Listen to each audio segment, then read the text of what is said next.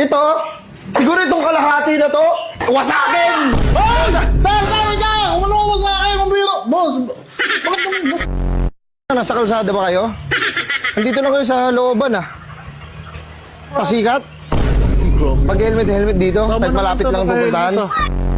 Boss, grabe naman natin yung ginagawa. Yan parang hindi na makatarungan yan. Ano ba? Yan, sige, kunin mo lahat yan. Dali yan lahat Boss, sa bahay. okay, boss. Paborito ng mama ko yan. Grabe naman yun, boss. Sige, tabi mo na lahat.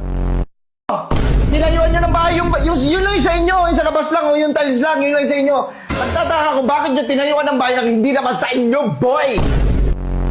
Binili namin to eh. Ano ba problema mo, sir? Pag yan yung camera mo, in-off mo yan, may mangyayari. Ayoko na magsalita, may mangyayari. Talagang matapang ka eh, no? Siguro ito yung kalahati nito, wasakin. Tapos yung kalahati, baragin. Boss, grabe ka naman. Okay. Boss, Palo! Ano? Public ka. Boss, hindi kita niyayabangan. Talagang naangasan ka lang. Boy! Yabang mo! So, tinan mo. Ayun yung mga mentalidad ng mga Pinoy. No? Anong gusto mong wish? Motor, NMAX. Tangina mo, ang mahal! Huwag bumurahin yung tropa. Ang mahal! Sa akin. Ano sa'yo? PS5.